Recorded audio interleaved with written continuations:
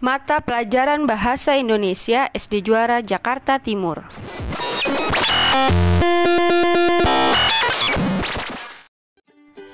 Pembahasan tema 5 Mata Pelajaran Bahasa Indonesia di kelas 5 kali ini mengenai ide pokok, kalimat utama, dan kalimat penjelas.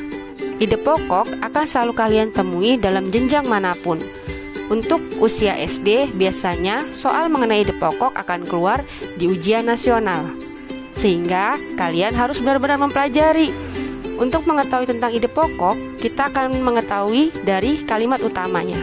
Nah, menentukan kalimat utama, di mana letak kalimat utama, biasanya dikenal dengan rumus ABC, yaitu kalimat utama yang terletak di awal kalimat pada sebuah paragraf, B, kalimat utamanya terletak di belakang kalimat pada sebuah paragraf, dan C, kalimat utamanya berarti campuran. Yuk kita lihat penjelasan berikut ini. Kalimat utama yang disebut dengan deduktif berarti kalimat utamanya berada di awal kalimat sebuah paragraf. Berarti kalimatnya itu terletak di kalimat pertama. Deduktif memiliki ciri-ciri yang bisa kalian lihat di kalimat kedua pada paragraf tersebut. Ciri-cirinya adalah 1. Repetisi atau kalimat yang diulang. Biasanya kata yang diulang berupa subjeknya.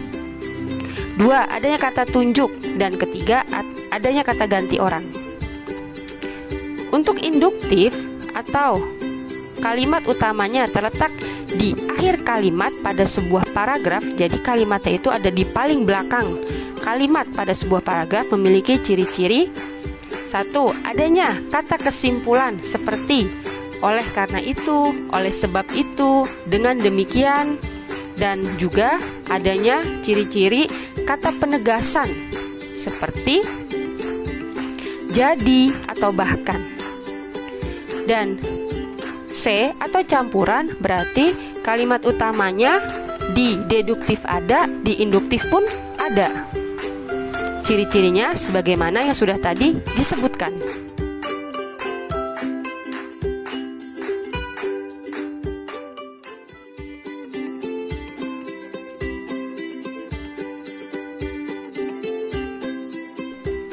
Menuliskan ide pokok yang terdapat pada kalimat utama, kalian bisa menuliskannya secara eksplisit, yang berarti kalimatnya jelas. Kalian tulis semua kalimat tersebut. Namun apabila kalimatnya terlalu panjang, maka kalian bisa menuliskannya secara implisit, yang berarti kalimatnya bisa kalian singkat agar bisa diambil inti kalimat.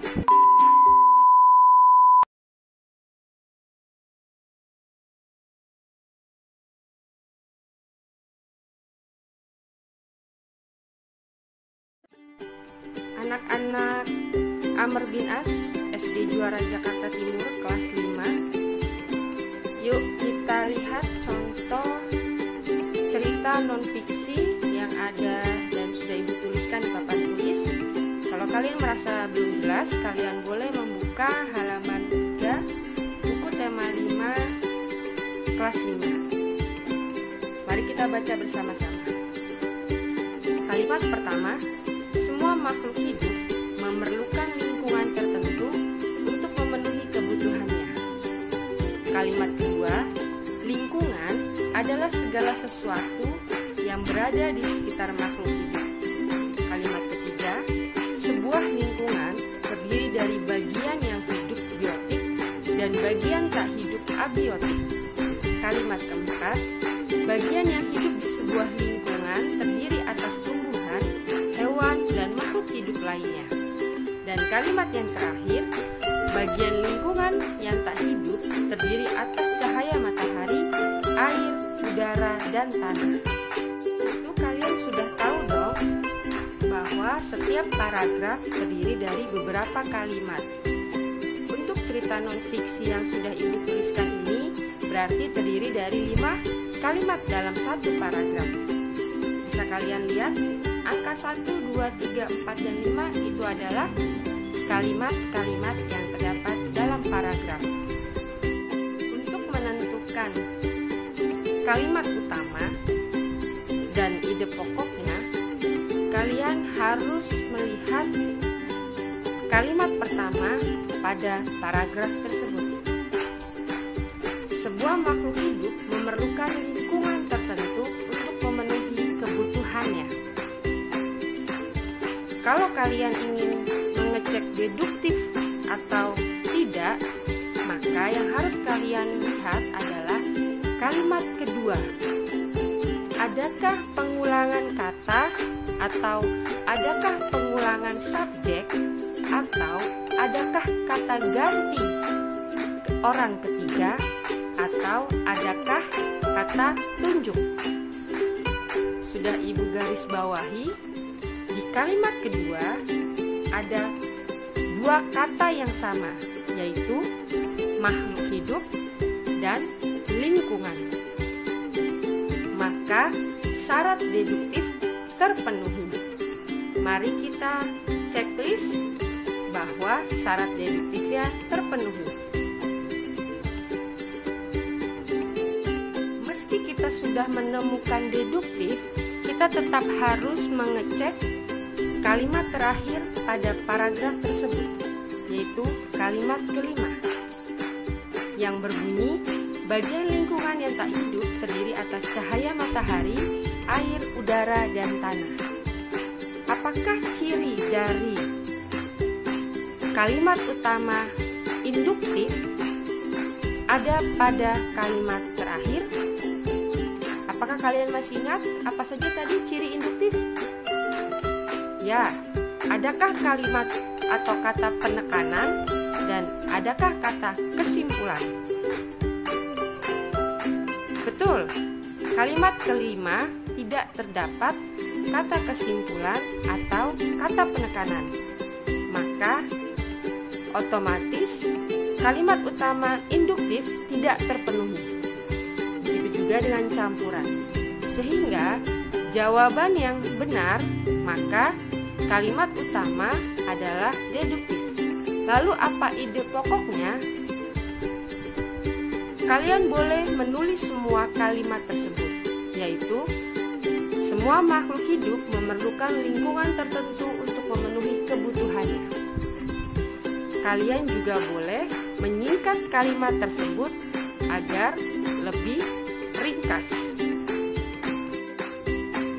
Sedikit menyambung mengenai informasi penting, maka untuk mencari informasi penting, kalian dapat menggunakan ide pokok agar kalian bisa memahami apa informasi penting yang ingin disampaikan oleh cerita non-fiksi yang sudah Ibu tuliskan. Mencari informasi penting, maka kalian bisa melihat kata kunci dari ide pokok yang sudah kalian temukan. Kata kuncinya adalah membahas tentang makhluk hidup dan lingkungan. Maka informasi pentingnya bisa kalian ambil dari beberapa kata atau kalimat-kalimat yang ada di paragraf tersebut dibuat menjadi satu kalimat yang bisa memenuhi kriteria atau memenuhi maksud dari apa yang ingin disampaikan di paragraf tersebut. Kata kunci pada paragraf yang sudah Ibu tulis di papan tulis membahas mengenai lingkungan dan makhluk hidup. Mari kita tentukan, adakah pembahasan mengenai lingkungan dan makhluk hidup yang disampaikan pada paragraf ini. Mari kita lihat kalimat kedua. Lingkungan adalah segala sesuatu yang berada di sekitar makhluk hidup. Kalian bisa menjadikan kalimat kedua menjadi informasi penting.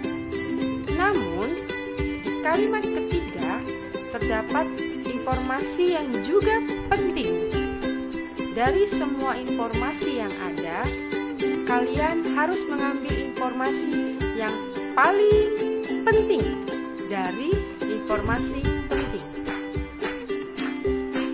Kita lihat kalimat ketiga. Sebuah lingkungan terdiri dari bagian yang hidup biotik dan bagian yang tak hidup abiotik. Kalimat keempat, bagian yang hidup di sebuah lingkungan terdiri atas tumbuhan, hewan, dan makhluk hidup lainnya. Bagian kelima, bagian lingkungan yang tak hidup terdiri atas cahaya matahari, air, udara, dan tanah. Kalimat keempat dan kelima merupakan kalimat penjelasan mengenai lingkungan dan juga mengenai makhluk hidup, biotik dan abiotik. Maka, informasi pentingnya bisa kalian tulis. Lingkungan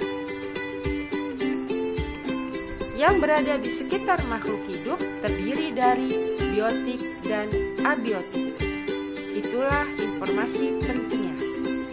Kalimat lain hanyalah sebagai penjelasan. Jangan lupa like dan subscribe. Sampai jumpa lagi. Terima kasih.